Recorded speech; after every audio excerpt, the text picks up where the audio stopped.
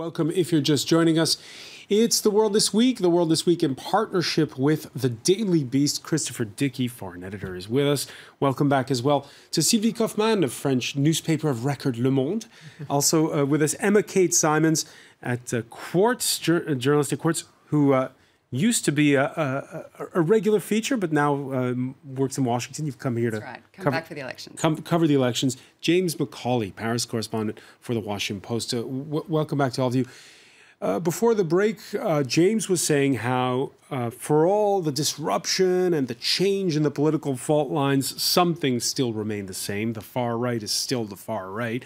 Emma Kate Simons, has France's political landscape changed a lot since you've left?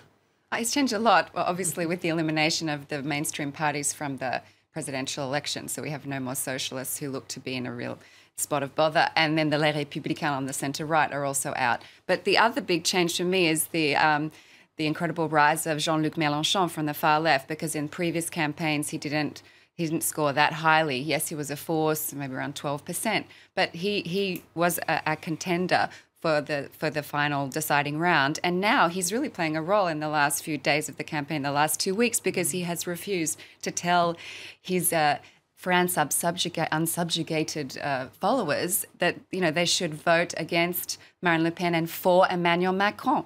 And he's got a lot of criticism for this. And so this is a change. It's a change for him because in 2002 he said vote against Jean-Marie Le Pen and for Jacques Chirac. So this has changed the landscape. There's a political calculus here on his part. Is it a winning one or a losing one when it comes to, for instance, the legislative elections next month? We'll see. I mean, it's difficult to predict because this is so, this has been so new. There are several possible scenarios after the presidential election, and usually the president who is elected is carried by a wave, and this wave gives him a majority at the legislative election. We don't know whether this time this is going to happen or not, because if Macron is elected, we're talking about a president who doesn't have a proper political party per se, so he's going to have to rush, this legislative election. There will be talks of coalitions, of alliances, so we don't know. And this Friday, he said that he would keep candidates as long as they signed his manifesto who were members of other parties. Right, but he said before that they should have, So I think we have to wait for the result and see what happens. But there's also something which has been very important in this election. I think it's the number of voters who, though they voted, so they accept the system in a way, but they voted to reject the system. If you add up, we had 11 candidates in the first round. If you add up all these candidates who were rejecting the system and rejecting the EU, you get 61% of the votes, and that's a huge number. We've never had this before. So, how do you deal with this when you have to organize your legislative election? That's going to be quite a challenge. All right, people have drawn the similarities with the Brexit campaign, with the US presidential election. There are many. Sometimes you even see the same characters. Because of how important this election is, I also want you to know that I am supporting Emmanuel Macron to lead you forward. I've always been grateful for the friendship of the French people and for the work we did together when I was President of the United States. Yeah, that's Barack Obama's Thursday endorsement of Emmanuel Macron in a video message. What was your reaction when you saw that, Christopher Dickey? Well, it couldn't hurt because Obama he has like traditionally an 80% approval rating in France. His approval ratings were always vastly higher here than they were in the United States. I think he's very popular, and so I think this is marginally helpful to Macron. But I think the reason he's doing this is because, and I don't think maybe we've made this clear enough tonight, this is a hugely important election. It's an election that essentially stops the tidal wave of nativism and populism that we saw coming for a long time with Brexit, with the Trump election. It's one that basically ends the efficacy of Putin's strategy of trying to disrupt Western democracies. That's a significant thing. And finally, it's going to make it very damned hard for Theresa May to play hardball with the European Union, because we now have in France, or probably will have in France, an extremely pro-European Union, pro-unity president. All right, we'll get back to that issue of Brexit in a moment, but are you surprised to see Obama weighing into to politics so soon after he's left office? It's a little disturbing if you've knocked around as long as I have, because analogies come to mind. I remember in the mid-'90s when Bill Clinton went and campaigned in Israel for Shimon Peres, and it didn't work. He put all the prestige of the American presidency on the line behind a candidate, and it fell flat. Bibi Netanyahu won. So it's not maybe the greatest idea, but that's why I said I don't think it'll hurt him. But he's a former president, so, you know. It didn't help Cameron. Right, exactly. The Brexit when he was the president still, yeah. Right. Yeah. Even sort of offering a kind of almost a veiled threat about the economic fallout. It didn't work. A week ago, Christopher Dickey was telling us about his reporting on the trolling and the Macron campaign's blowback against fake news from abroad, with suspicions falling on Moscow. Speaking of which, there was a moment during Wednesday's debate that was interesting. I hope we won't find out that you have offshore accounts in the Bahamas or something. No, Mrs. Le Pen, because that's libel. Listen, I just said I hope we don't. Well, as far as you're concerned, we know that you underevaluated your assets, and we know that you are under investigation, unlike me. Yeah, it turned out, James Macaulay, that this wasn't so innocent, this rumor out of nowhere. It wasn't out of nowhere. No, it's sort of... It was on these forums, and there was a forged signature of Macron that appears on a document, and suspicions are falling on something that's perhaps not Russian, but certainly foreign. No, but it's also interesting, like as you pointed, I mean, just before, there has been this considerable rumor mill, and not just recently. I mean, it's been there since the beginning. You know, we've seen it for months now, but it doesn't really seem to be catching on in the same degree as it does, as it clearly has and did elsewhere. And that has been one of the really bizarre things to observe, sort of why that is and what the differences are. So, I mean, you talk about the similarities between the Brexit and the Trump campaigns, but that might be a slight difference. Yeah, I think part of it is just if the Russians or the hackers, whoever the hell these people are, I think they just misread the French. I mean, they were some of the first to start publishing rumors about whether Macron is gay or not, for instance. I don't think the French give a damn about but that. They're also more vigilant. So I think that But there's also a learning curve. The French have learned the lesson and took steps at the espionage level, at the intelligence level, to stop Russian intervention in any direct sense. And the Macron campaign have watched what happened to Hillary Clinton and have been extremely careful to alert immediately. You saw that Macron reacted to that rumor and immediately took legal action. It was completely destroyed by his crack team of anti-hackers. So we quickly knew it was fake. And in fact, he hit back. I mean, there was a phishing campaign against him where they were trying to get into the email system. And so they started taking those phishing emails and answering them and giving lots of fake information to them, so they would overload the phisher. I mean, I think like when what you're saying though is right. I mean, there is something about the particular kind of French reader and electorate that just doesn't seem to be as susceptible to this kind of a thing. I mean, one of one piece that was very interesting to do, I did with a colleague, and we looked at the kind of honestly, the failure of Breitbart to expand successfully in continental Europe in light of these upcoming elections. And it's really something to see. And, one of the people that we spoke with was Marion Maréchal Le Pen, a Breitbart favorite, so to speak. Absolutely. And she herself said in the interview that, honestly, we think that Breitbart isn't really sophisticated enough to sort of take root. Yeah, because there are far-right websites in this country that do very well, and even those tend to be a little bit more sophisticated in the way that they present themselves. But you also have to make a difference between scandals which have been,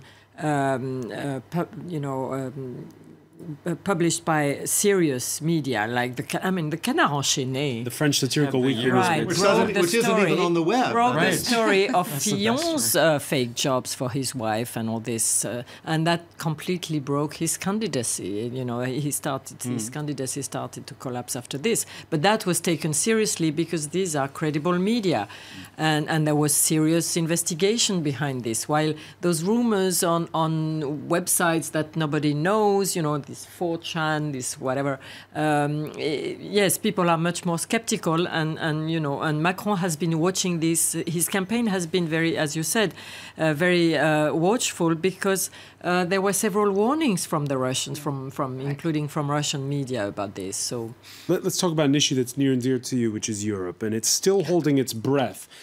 Marine Le Pen quipped during the debate there will be a female president. Either it will be herself or Angela Merkel. Your newspaper... that's more than in the Iranian election. Yeah, right.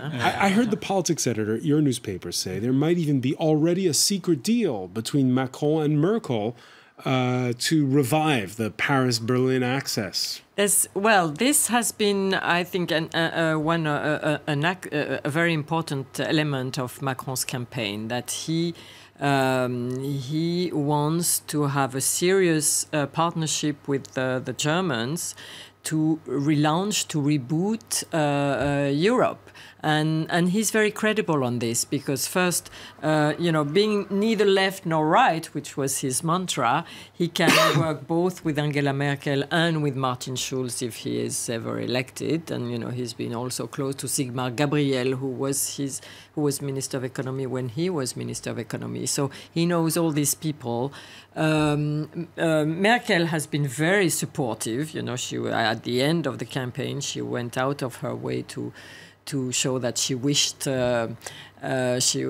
she wished him to win, and I think it's and he showed also Marine Le Pen that he was, you know, that he had the completely opposite stand on Germany. So that was a very interesting thing during this campaign, that you could see it was a very, very, very clear dividing line: Europe and the Euro and Germany. He talked about loosening the labor law by decree, this kind of thing. Is this with an eye towards the Germans? I think what he wants to do, he wants to reform the European Union. And there has been a shift since the first round, because after the first round, he took notice, he understood how deep the resentment is and how deep the skepticism is on the way Europe is functioning at the moment, or not. Yeah, he lashed out at posted workers, for instance. He said, you know, he said, if we go on with this kind of Europe, next time we'll have Frexit for real. So I think now, you know, what Hollande couldn't manage to do because he was weaker and he had a more difficult relationship with Merkel, and he took office when there was the debt crisis in full-fledged.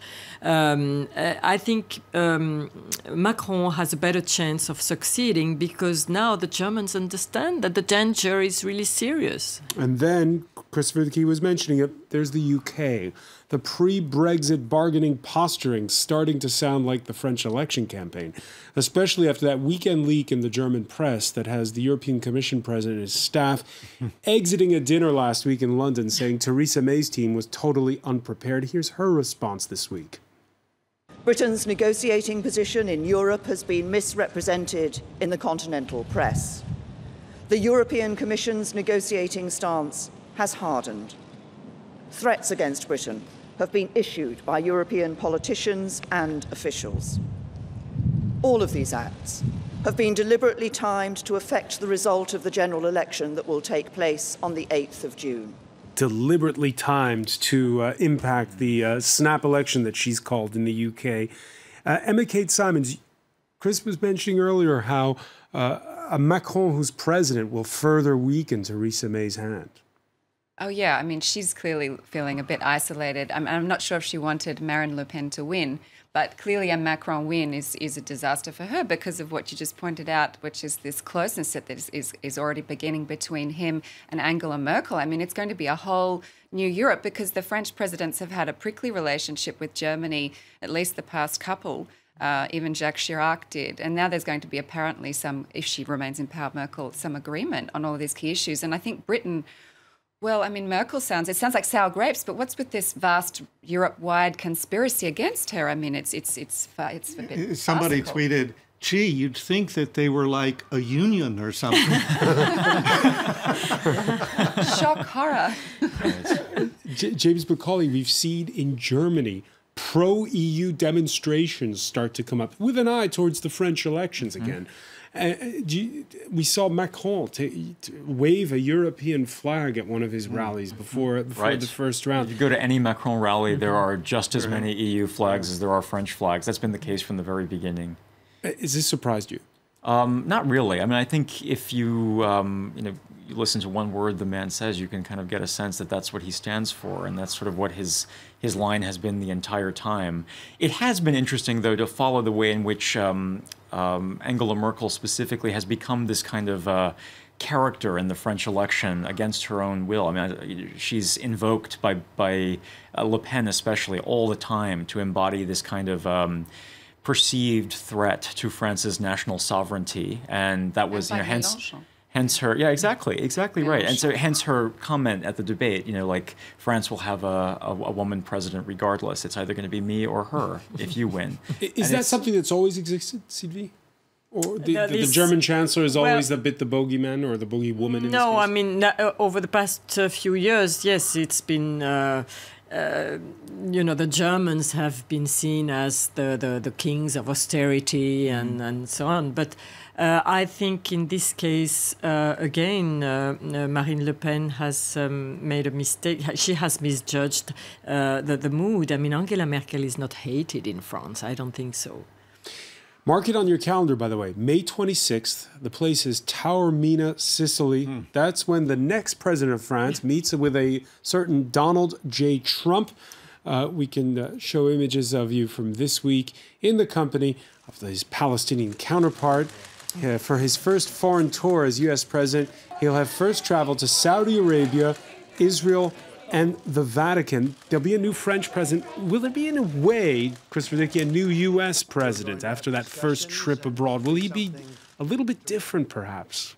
Who the hell knows? I mean, the problem with Trump is that he's different from 1 hour to the next, from one day to the next. He changes his mind so often, and depending on who he's just seen. I mean, and he even says it himself. When he first met with Obama after the election, he really thought he was getting along well. Now he doesn't get along with him anymore, as if he's been personally betrayed. So I don't know the answer to that. He thinks he's going to bring together the 3 Abrahamic religions by going to Saudi Arabia, Israel, and Rome. Well, good luck with that. What do you make of the fact that he's going to Riyadh before he goes to Israel? Well, he already has a good relationship with the man who's actually running Saudi Arabia, who's the deputy crown prince, Mohammed bin Salman. And I think he's going to follow up on that. Also, he wants to build some kind of axis against Iran, and that would be the place to go. Sylvie Kaufmann, the relationship between France and the United States, is it going to be different?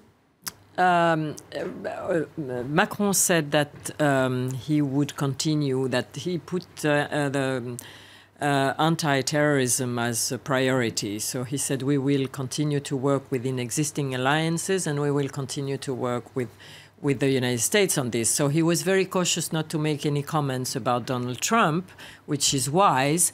But, who knows what Donald Trump is going to do? Yeah, he may try, he always try to charm. I think he will behave well when he comes to Europe. Mm-hmm. He will try to charm the leaders he meets, and then he goes back to Washington and does or says the opposite. Who knows? But I think it's totally unpredictable. I think one thing we're learning about Macron is that he's actually very tough.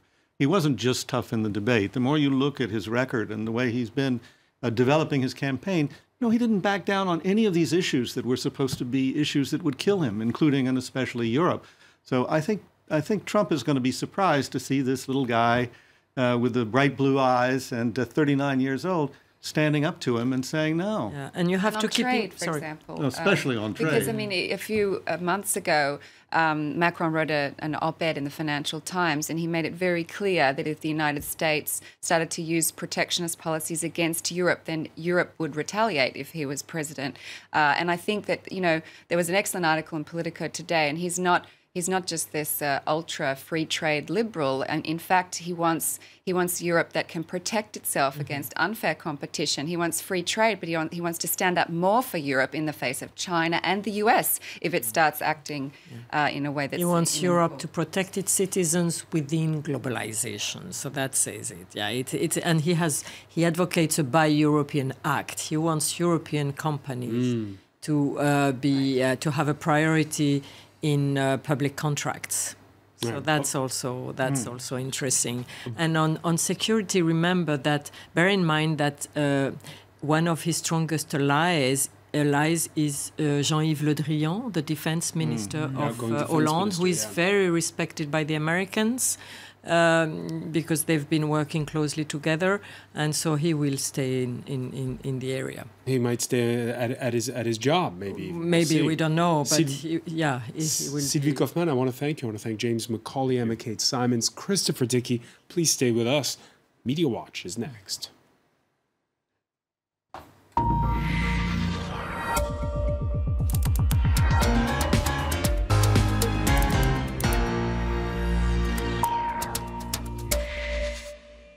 And we say hello to Diptyque Laurent. Hi, François.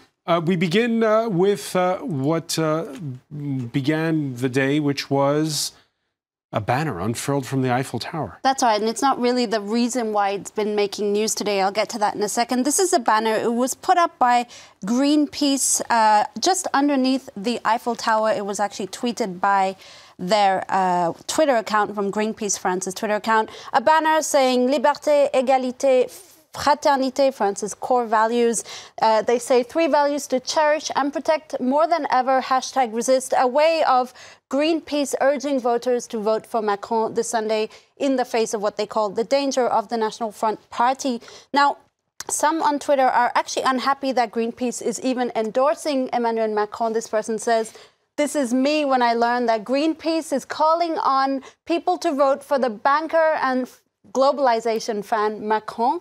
But the real reason it's been making a lot of news is the security behind it. How on earth did they manage? There's been a meeting since, I think. That's right. Yeah, it's prompted meetings, but the fact that they managed to get it up there has really drawn a lot of questions. As this person says, it's exposed terror security flaws. We're right in the middle of a state of emergency, just 2 days before elections. I just want to finish this up with a cartoon. I'll translate. Basically, a cartoonist has sent up the situation, the ridiculousness of the lack of security, where you see this man, visibly a jihadist, with a bag packed with something explosive, maybe can, whatever. gas canisters, telling the Eiffel Tower security guard that he's actually an alpinist for Greenpeace. He's actually a rock climber. We were talking about it earlier. It's not just the far right that's calling Macron a banker. No, that's right. You've got the Front National. You've got people who don't agree with Macron, but definitely don't want Marine Le Pen in the Élysée Palace come Sunday. So Le Figaro, the French newspaper, is looking at all the different ways people are trying to not vote for Macron and not vote for Marine Le Pen. So wasn't the easiest way just to stay home?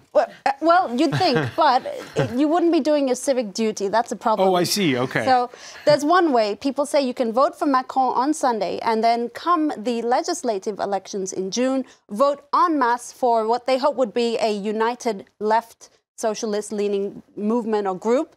That way, they could force Macron to actually work in a cohabitation government where he's forced to work with the left. That's what they call the left or the right. Or the right. But in this case, the vote gris, or the grey vote, is really people for the left movement. There are other ways, actually. The other method that's been gaining traction online is to vote after 5 p.m. on Sunday. This is the reason being they could vote Macron after 5 p.m. on Sunday to block Marine Le Pen, but their vote won't be counted in the 5 o'clock statistics that are released, because at 5 o'clock they release statistics of who's voted for whom between midday and 5 o'clock. So if you vote after 5, it won't go into the official statistics.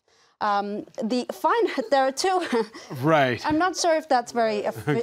It's not so much of a protest vote, that one. There's another one called the Deuxième Bulletin, which is this one. People have been. It's kind of like the second ballot paper, where they've been sending Emmanuel Macron this ballot paper ticking a box indicating what their preference or what their vision of France is. Again, kind of a weak protest vote. And finally, this one is one I think is pretty cool as a foreigner myself. Alter votant, basically a French elector who does not want to vote on Sunday can vote on behalf of a foreigner. Basically, you have a foreigner who tells a person who that person would like to vote for. And then in this case, Marie, she voted on behalf of this gentleman. So she posts a selfie of herself and then votes the way that exactly. He wants. Okay, all right. So there you go. There are some ways of voting without voting, really. Just very briefly, there's a stink, I believe is the right word, that's rising from an interview Marine Le Pen gave to Italian newspaper Corriere della Sera. That's right. The Italian newspaper printed part of the interview. Basically, I can't say the word on air, but she allegedly referred to François Fillon as this word... Doo-doo. A doo-doo, if you like, the French word for doo-doo. Basically, She was asked why he supported Macron. She said because he's a doo-doo, or because he was in the doo-doo. So the Front National have actually denied this. Florian Philippot, the vice president, said the journalist even denied that she made these comments. The Italian newspaper, for its part, said they're standing by the interview and the comments that Marine Le Pen made. All right, some dirty words to finish a bitter campaign. Many thanks, Steve Ticaron. I want to thank our panel once again. Thank you for joining us here in The World This Week.